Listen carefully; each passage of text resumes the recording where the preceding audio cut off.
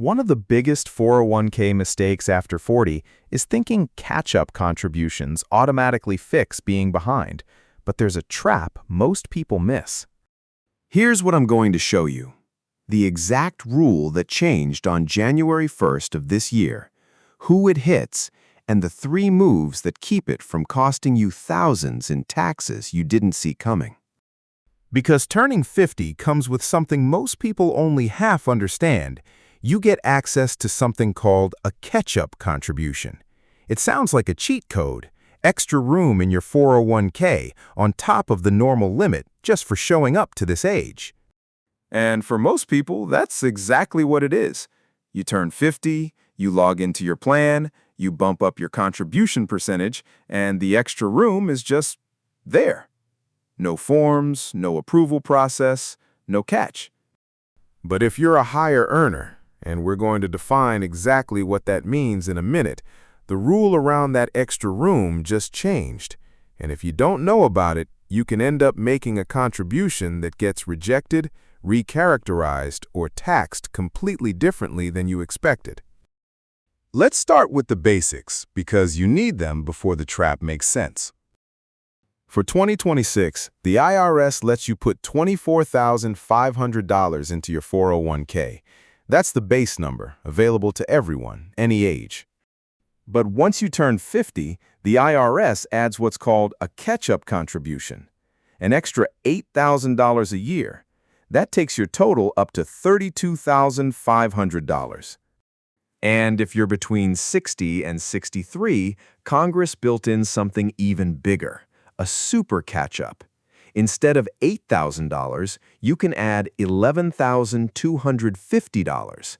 That's a total of $35,750 you're allowed to put away in a single year.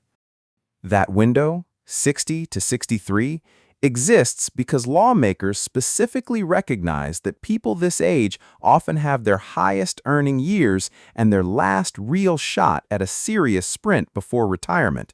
No shame in needing it. It was built for exactly this situation. Okay, so that's the good news. More room, more sprint, more chance to close the gap. Here's the part that changed. This isn't some obscure loophole somebody found. It comes straight out of a federal law called the Secure 2.0 Act, passed back in 2022. Congress wrote the rule years ago, gave plans a long runway to get ready for it, and it finally took effect on January 1st of this year, which means a lot of plan administrators, HR departments, and honestly, a lot of financial advisors are still catching up to it themselves. Starting January 1st of this year, if you're 50 or older and you earned more than $150,000 in FICA wages last year, that's the wage number on box 3 of your W-2, not your take-home pay, not your gross salary on your offer letter, specifically your Social Security wages, your catch-up contribution can no longer go in as a normal pre-tax contribution. It has to go in as Roth, after-tax dollars only. Now, on its own, that's not a disaster. Roth accounts aren't bad. Your money grows tax-free, and you don't pay a dime in taxes when you pull it out in retirement, as long as you follow the rules. But here's the trap. 2 parts to it, and both catch people off guard. Trap number 1. You lose the deduction you were counting on. If you were planning your withholding, your take-home pay, or your tax bill around getting a deduction for that catch-up money, and a lot of people in their peak earning years absolutely do that math, that deduction is gone the moment you cross that $150,000 line. You're paying the tax now instead of later. Same contribution, different year for the tax bill, and that changes your cash flow this year, not someday. Trap number 2, and this is the one that really blindsides people. If your employer's 401k plan doesn't offer a Roth option, and you're over that $150,000 threshold, you don't just lose the tax break, you lose the ability to make catch-up contributions entirely. Not reduced, zero. The IRS rule is specific. Without a Roth feature in the plan, a high earner over 50 simply cannot contribute that extra catch-up amount, period. So picture this. You've been mentally counting on that extra $8,000 or $11,250 of catch-up room for years. You've built your retirement math around it, and then you go to increase your contribution in January, and it either bounces back, gets recharacterized without warning, or your HR department has to correct your paycheck after the fact because nobody flagged it in time. That's not a hypothetical. Companies are actively dealing with corrections like this right now because plenty of plans hadn't finished updating their systems before this took effect. Here's the other wrinkle that trips people up. This isn't a one-time label. It's checked every single year based on last year's wages. So if you crossed $150,000 last year, you're in the Roth-only bucket this year.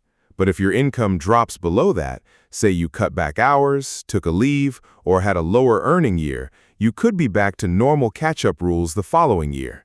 And if you flip back and forth, some of your existing Roth catch-up elections in payroll systems can actually get canceled and need to be reset. It's not set it and forget it. It's a number you need to check every year, the same way you check your contribution limit. So what do you actually do about this? 3 moves. Move 1. Call HR or log into your plan portal this week and ask one direct question. Does our 401k plan offer a Roth option? If the answer is no, and you're over that income line, you need to know that now, not in December when it's too late to plan around it. And while you're in there, pull last year's W-2 and actually look at box 3. Don't guess, don't estimate from your salary. That box is the number that decides which rules apply to you, and it's not always the same as your gross pay, especially if you had pre-tax deductions or worked for more than one employer during the year. Move 2.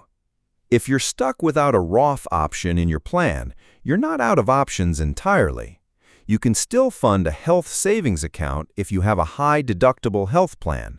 For 2026, that's up to $4,400 on your own or $8,750 for a family, plus another $1,000 if you're 55 or older. That money grows tax-free and comes out tax-free for medical costs, which makes it one of the only accounts in the entire tax code that works that well in both directions. You can also fund an IRA. Even if your income is too high for a direct Roth IRA contribution, a backdoor Roth conversion is still on the table. That's just moving money into a traditional IRA first, then converting it over to Roth. And a plain, non-deductible traditional IRA contribution still grows tax-deferred, even without the upfront tax break. None of these fully replace the catch-up room you lost, but together they keep real money moving into tax-advantaged accounts, instead of just sitting exposed in a regular brokerage account. Move 3. Stop thinking of this as one tax number and start thinking of it as an annual check-in. Same week, every year, right after you get your W-2, pull up last year's Box 3 wages, compare it to the threshold, and know before you contribute a single dollar which set of rules applies to you. Quick aside, because I don't want this trap to make you lose sight of the basics. None of this changes the first move that matters most, regardless of income. If your employer offers any kind of match on your 401k, get every dollar of it before you worry about catch-up limits or Roth rules at all. That match is an immediate return no other move on this list can touch. The catch-up conversation is what comes after that box is checked. None of this means catch-up contributions stopped being valuable. They're still one of the most powerful tools you have to close a retirement gap in your 40s and 50s. This isn't a reason to avoid them. It's a reason to actually understand what you're signing up for, instead of assuming it works the same way it did 5 years ago. So here's the recap. Catch-up contributions can add up to $32,500 or $35,750 if you're 60 to 63. But if you earned over $150,000 in FICA wages last year, that catch-up money has to go in as Roth. And if your plan doesn't offer Roth at all, you can't make catch-up contributions this year, full stop. It resets every year based on last year's wages. And if you get caught without a Roth option, HSAs, IRAs, and backdoor conversions are still there for you. Most people will never look this up because it's buried in a regulation nobody reads for fun. Now you know exactly where you stand.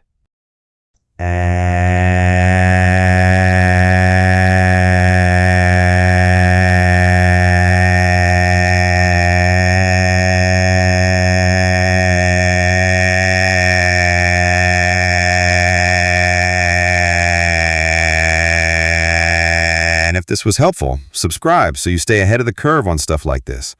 The rules on these accounts change more often than people think, and I'd rather you hear it here than find out the hard way from a payroll correction letter. And if you know someone in their 40s or 50s who's been contributing to a 401k without knowing this changed, send them this video. It could save them a real tax headache.